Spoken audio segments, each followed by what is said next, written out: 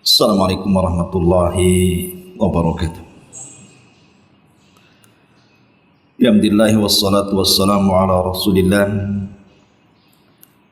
wa ala alihi wa sahbihi wa mawalah wa la hawla wa la quwata illa billahi wa ba'du. Alhamdulillah, segala puja dan puji hanya milik Allah subhanahu wa ta'ala. Salawat dan juga salam kita hadiahkan kepada Rasul kita Nabi besar Muhammad sallallahu alaihi wa ala alihi wasallam. Alhamdulillah, di pagi hari ini kita masih bisa melaksanakan salat subuh berjamaah, salat yang paling berat dilakukan kecuali orang-orang yang khusyuk, sebagaimana Allah Subhanahu wa taala berfirman, wa innaha lakabiratun illa 'alal khashiin. Salat itu berat tetapi menjadi ringan bagi orang yang khusyuk. Tak lupa salawat dan juga salam kita hadiahkan kepada Rasul kita Nabi besar Muhammad sallallahu alaihi wa ala alihi wasallam. Ada ibadah yang sangat-sangat agung di bulan Syawal, yaitu ibadah puasa 6 hari. Dan apabila digandengkan dengan puasa Ramadan, maka Nabi sallallahu alaihi wasallam mengatakan, man shama Ramadanan thumma atba'a sittan min Syawal kana kasiyamu dahri. Barang siapa yang berpuasa Ramadan kemudian diikuti 6 hari puasa Syawal, maka sama dengan puasa 1 tahun. Tetapi tidak semua Allah Subhanahu wa taala takdirkan di antara kita ini bisa puasa Syawal. Entah karena dia safar, entah karena sibuk bekerja sehingga pekerjaannya sangat keras, berat sehingga tidak bisa berpuasa, atau karena ada perkara-perkara lain. Akan tetapi walaupun seandainya di antara kita tidak bisa puasa Syawal, sebenarnya di sana ada amalan-amalan yang sebanding dengan amalan-amalan puasa. Jadi bagi orang-orang yang tidak sanggup berpuasa Syawal, di sana ada amalan-amalan yang pahalanya itu sebanding dengan amalan puasa. Dan itu bukan hanya satu amalan, banyak.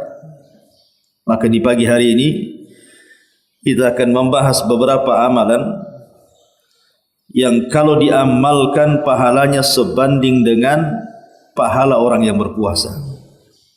Amalan apa saja? Yang pertama, disebutkan oleh para ulama, al-ghibtah. Ghibtah itu amalan yang paling ringan,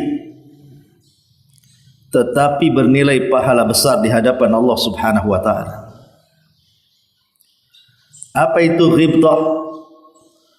Ghibtah itu hasad yang dibolehkan, bahkan hasad yang terpuji. Hasad itu kan ada dua. Ada hasad yang tercela, itulah yang kemudian kita harus berlindung, min syarri hasidin idza hasad, dari keburukan orang hasad. Tapi di sana ada hasad yang terpuji yang disebut dengan ghibtah. Ghibtah itu artinya kita berangan-angan memiliki kenikmatan yang Allah berikan kepada orang lain tanpa menghendaki kehilangan nikmat tersebut, tetapi dia ingin melakukan hal yang sama seperti yang ia lakukan. Itu namanya ghibtah. Maka orang yang melakukan ini pahalanya sama dengan orang yang Allah berikan nikmat kemudian dia bisa beribadah dengan nikmat itu. Dan itu disebutkan dalam sebuah hadis, kata Nabi sallallahu alaihi wasallam, "Innamad dunya li arba'ati nafar." Dunia ini untuk 4 kelompok. Dunia ini untuk 4 kelompok. Siapa saja 4 kelompok ini? Abdun razaqahullah atau abdan razaqahullah, abdun razaqahullahu malan wa ilman fahuwa yattaqi fihi rabbah wa yasilu fihi rahimah wa ya'lamu lillahi fihi haqqah fahada bi afdalil manazil. Seorang hamba yang Allah Subhanahu wa taala berikan harta yang melimpah serta pengetahuan agama yang mumpuni. Dengan ilmunya dia gunakan harta itu untuk bertakwa kepada Rabb-Nya. Dia bisa menyambung dengan harta itu rahim-rahimnya, kerabat-kerabatnya, dan dia mengetahui hak-hak Allah Subhanahu wa taala seperti zakat, sedekah dan yang semacamnya. Maka hamba ini seafdal-afdalnya tempat di sisi Allah Subhanahu wa taala. Ini yang pertama. Yang kedua, abdun razaqahullahu ilman wa lam yarzuqhu malan fahuwa sadiqun niyati yaqulu law anna li malan la amiltu bi amali fulani fahuwa bi niyatihi fa ajruhu masawa'un. Seorang hamba yang Allah berikan ilmu tapi Allah tidak berikan harta kepada dia, tetapi dengan ilmunya, walaupun dia tidak punya harta, tapi dia punya niat yang baik, yang jujur. Dengan niatnya dia mengatakan, kalau aku punya harta seperti orang itu, maksudnya orang itu yang dengan hartanya bertakwa kepada Allah Azza wa Jal, aku pun akan mengamalkan hal yang sama seperti dia. Maka Rasul mengatakan, maka dia dengan niatnya pahalanya sama dengan orang yang punya harta dan punya ilmu. Jadi kalau seandainya ada tetangga punya harta banyak, bisa haji, kita pula tak punya harta tapi pengen haji, kemudian kita katakan dalam hati kita, aku pun kalau seperti dia, aku pun sama akan melakukan hal yang sama. Maka dengan niat kita dan kejujuran niat kita itu, kita dapat pahala seperti dia juga dapat pahala. Pahalanya sama di hadapan Allah Azza wa Jalla. Dari sini menunjukkan apa? Bahwa niat itu membesarkan yang kecil dan mengecilkan yang besar. Itulah niat. Maka hanya semata-mata ghibtah saja itu sudah bisa mendapatkan amalan seperti orang yang lain amalkan. Jadi kalau kita tidak bisa berpuasa karena safar atau karena kerja keras, kerja berat sehingga tidak mungkin atau tidak memungkinkan untuk berpuasa, maka kita tinggal niat saja, ya Allah, kalau aku seperti dia, tidak ada kerjaan, hidupnya hanya ibadah saja, saya pun pengenlah seperti dia. Maka niat kita ingin mencontoh orang lain walaupun kita tidak bisa, itu sudah mencukupkan mendapatkan pahala yang sama. Kan enak. Ini amalan ringan sebenarnya tetapi jarang pula dilakukan. Ini yang pertama. Yang kedua, amalan yang sama dengan amalan orang yang berpuasa adalah dengan cara mengajak orang lain berpuasa. Kalau seandainya kita ini mengajak orang lain, berdakwah kepada orang lain, menyuruh orang lain berpuasa, mungkin dengan cara menyebar keutamaan-keutamaan puasa di medsos, atau mengajak ya minimalnya keluarga atau tetangga menjelaskan tentang keutamaan puasa Syawal. Tiba-tiba kemudian apa yang kita share atau yang kita tulis di medsos itu dibaca orang, akhirnya kemudian tertarik untuk mengamalkan apa yang kita tulis, kemudian dia berpuasa karena membaca tulisan kita atau karena dakwah kita, maka kalau dia berpuasa, kita pun dapat pahala dia. Karena Nabi SAW yang mengatakan adal ala khairin kafaili. Orang yang mengajak manusia untuk berbuat baik, maka kita dapat pahala orang yang mengikuti ajakan kita. Ini yang kedua. Yang ketiga, berusaha untuk menjaga adab-adab di hari Jumat.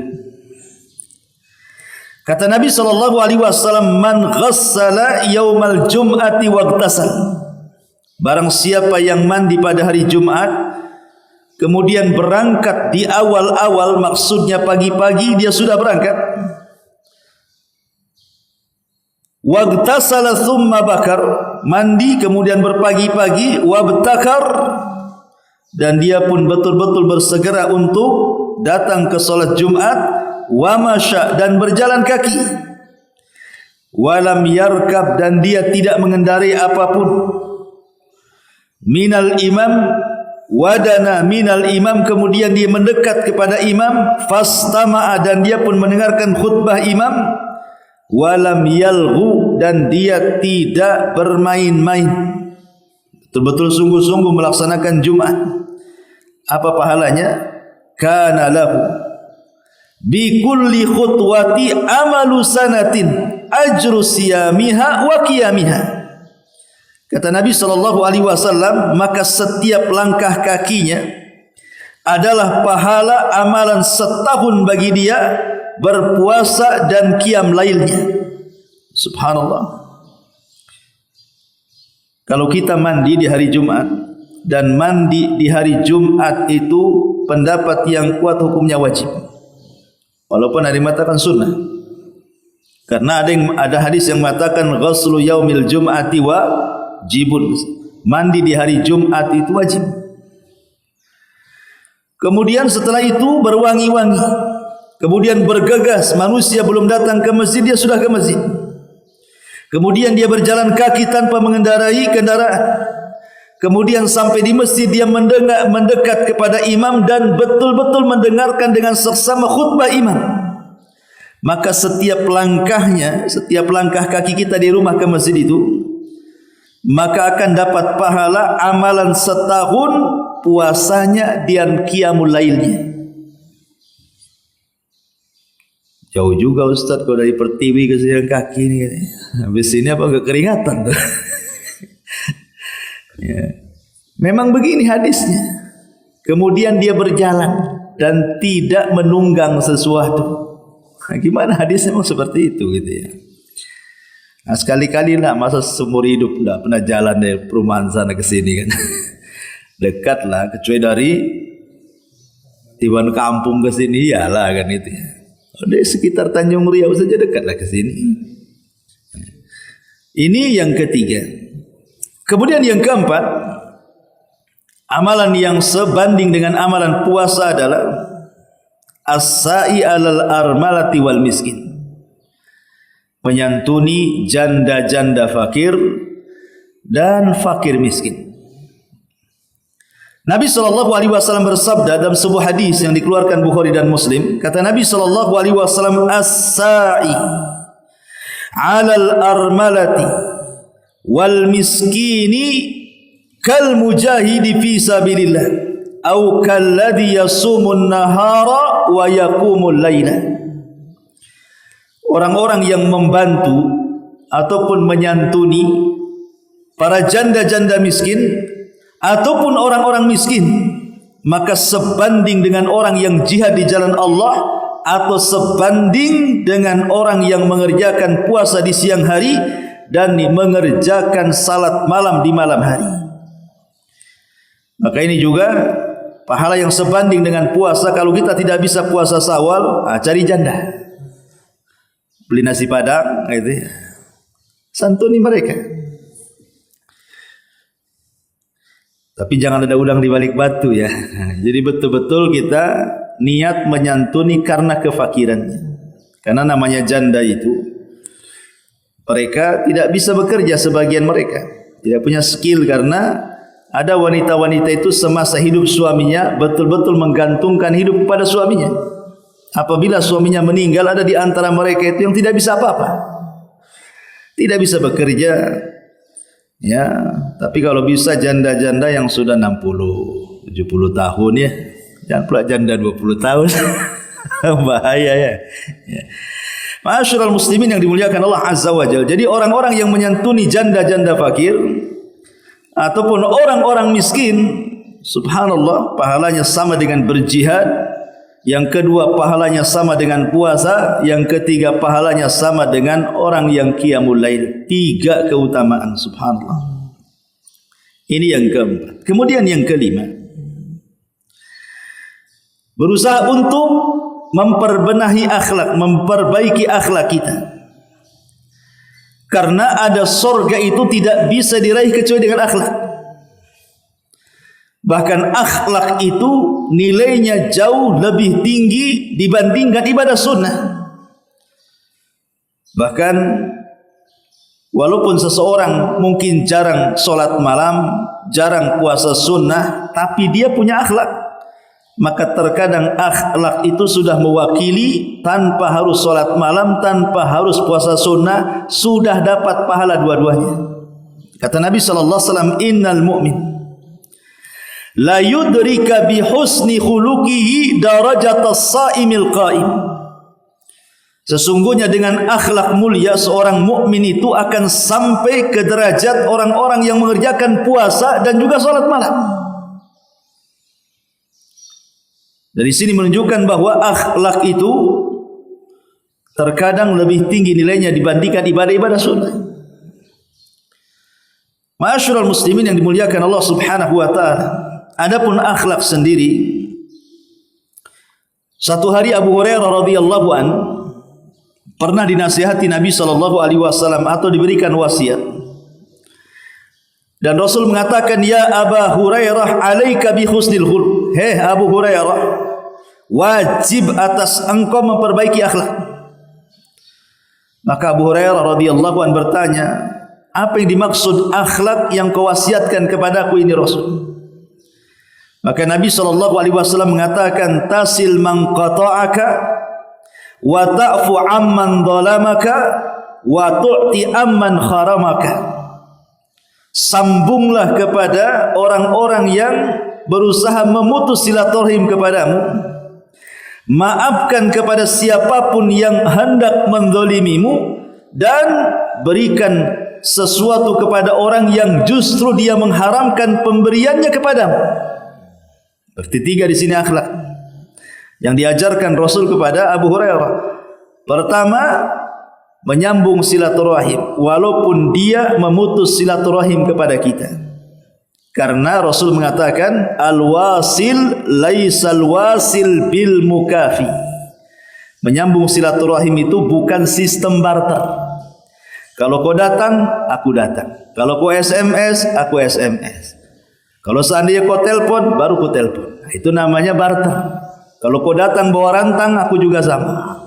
Kau datang bawa makanan, aku juga sama. Kalau tak bawa makanan, aku pun tak bawa makanan. Itu namanya sistem barter namanya. Jadi silaturahim itu bukan sistem barter. Justru orang yang silaturahim itu, kalau ada saudara kita memutuskan silaturahim dengan kita, kita yang berusaha menyambungnya, gitu maksudnya. Kemudian yang kedua, wa ta'fu amman dhalamak. Kalau ada saudara kita mendolimi kita, sudah maafkan saja. Bahkan kalau bisa memaafkan sebelum dia minta maaf. Bagaimana ada seorang sahabat Nabi SAW yang dijanjikan oleh Rasul bahwa dia termasuk sahabat penduduk surga. Rupanya amalannya apa? Setiap tidur dia berdoa kepada Allah dan mengatakan, Ya Rabb, semua orang yang mendolimiku, ku ampuni semuanya, ku maafkan semuanya sebelum mereka minta maaf. Kemudian yang ketiga, memberikan sesuatu yang dia tidak memberikan kepada kita. Dia boleh bakhil kepada saya, tapi kita tidak boleh bakhil kepada dia. Gitu maksudnya. Kemudian juga ini yang kelima. Yang keenam adalah ribat, menjaga perbatasan kaum muslimin. Jadi kalau seandainya ada tentara-tentara yang oleh negara itu tugaskan ke perbatasan-perbatasan. Dia menjaga negara kita NKRI dari negara musuh umpamanya kan. Maka kalau dia betul-betul menjaga perbatasan kaum muslimin supaya tidak dicaplok, kemudian tidak dijajah dan begitu seterusnya, maka Nabi SAW mengatakan, man rabata yawman wa laylatan fi sabilillah kana lahu ka ajri siyami syahrin wa qiyamihi wa man mata murabitan ujriya lahu mithlu dhalika minal ajri wa ujriya alaihi rizqu wa amina minal fattani. Ini besar pahalanya ya. Jadi kalau ada tentara-tentara Islam yang ditugaskan negara untuk mengamankan negara di perbatasan dan dia betul-betul ikhlas karena Allah, mencari keridhaan Allah, betul-betul dia memang jujur niatnya ingin menjaga negaranya, maka Nabi SAW mengatakan, barang siapa yang berjaga sehari semalam di jalan Allah, maka baginya seperti pahala berpuasa dan juga baginya seperti pahala salat 1 bulan.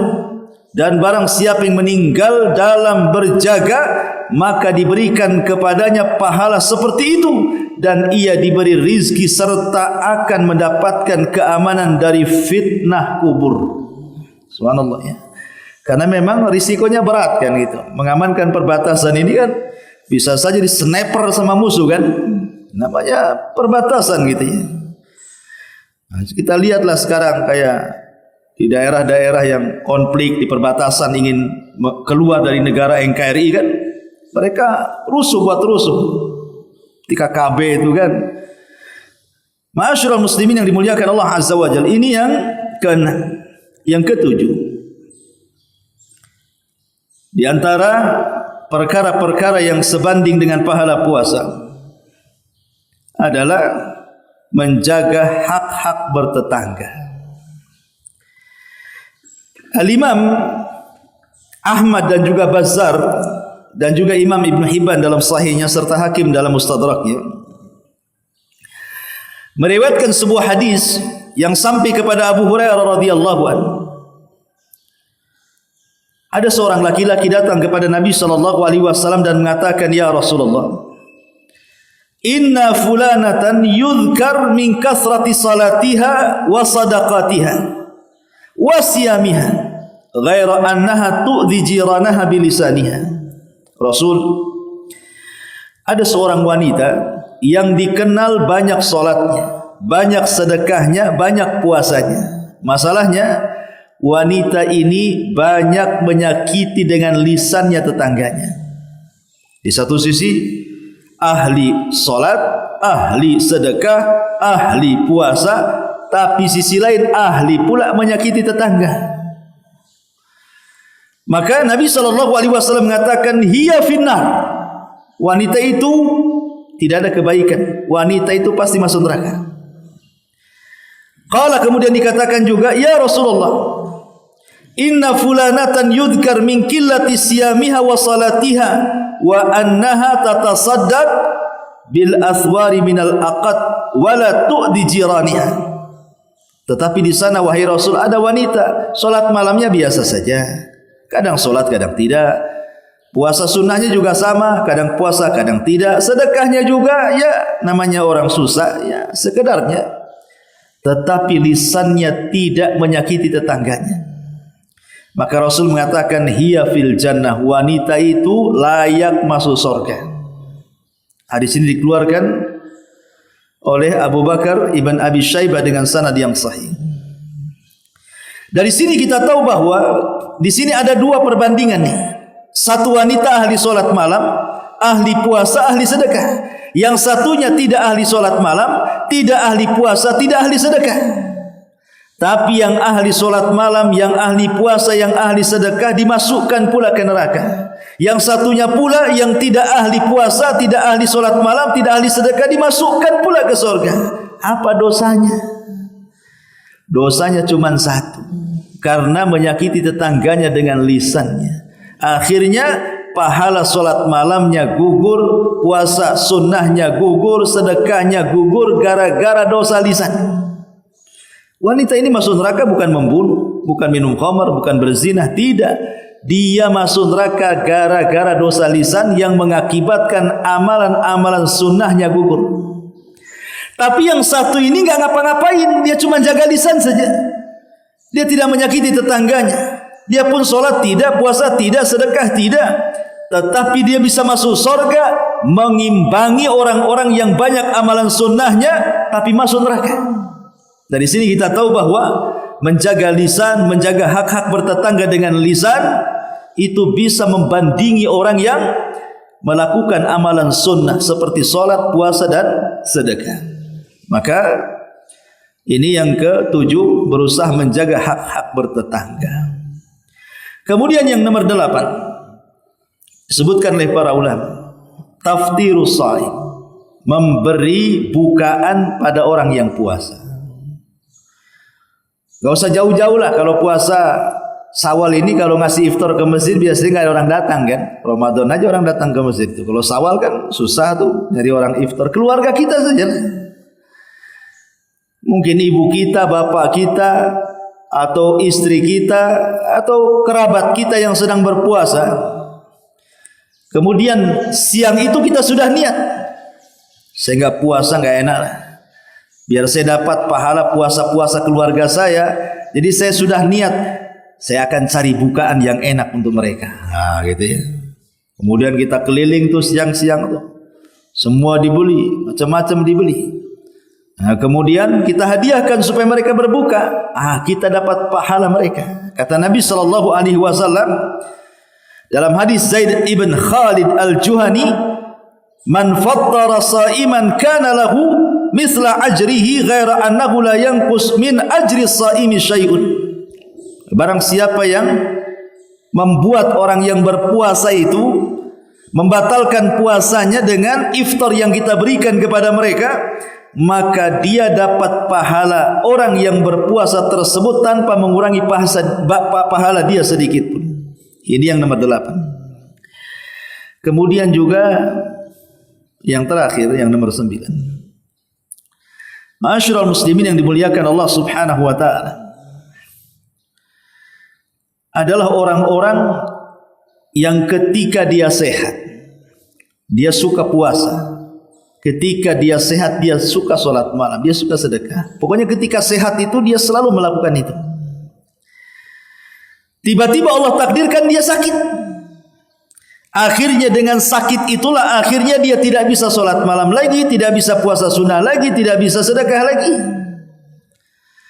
Maka orang-orang yang ketika sehatnya dia melakukan amalan yang baik, kemudian ketika sakitnya tidak bisa, maka dia tetap dapat pahala seperti ketika sehatnya. Banyak ketika sehatnya dia ahli puasa, ahli sholat malam, ahli sedekah. Ketika sakit tidak bisa apa-apa, terbaring gitu ya.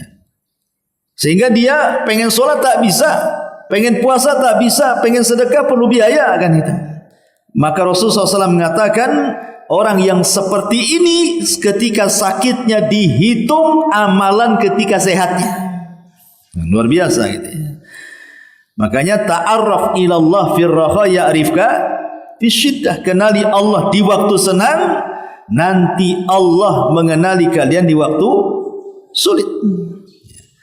Dari Anas bin Malik radhiyallahu an, anna Nabi sallallahu alaihi wasallam raja'a min ghazwati Tabuk. Bahwa Nabi sallallahu alaihi wasallam kembali dari perang Tabuk. Fadana minal Madinah, kemudian sudah mendekati kota Madinah. Faqala, maka dia mengatakan, inna bil madinati aqwaman ma sirtum masiran wa la qata'tum wadiyan illa kanu ma'akum.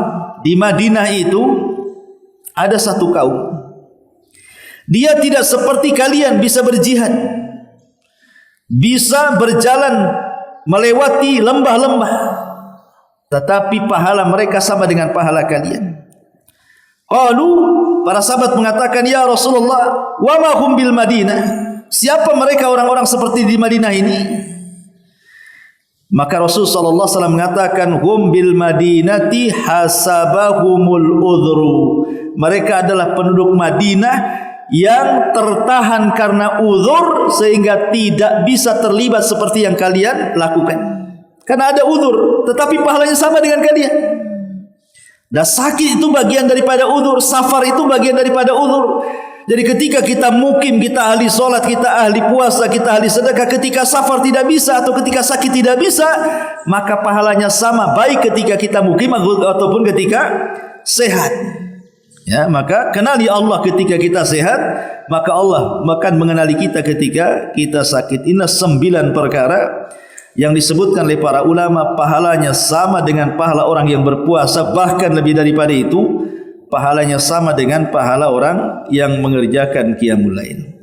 Wallahu a'lam bishawab. Yang bisa sampaikan mudah-mudahan ada manfaatnya. Subhanakallah bihamdika asyhadu an la ilaha illa anta astaghfiruka wa atubu ilaik. Allahu ta'ala alam. Assalamualaikum warahmatullahi wabarakatuh.